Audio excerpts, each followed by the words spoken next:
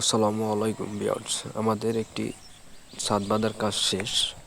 তো ছাদটা কীরকম হয়েছে সবাই জানাবেন।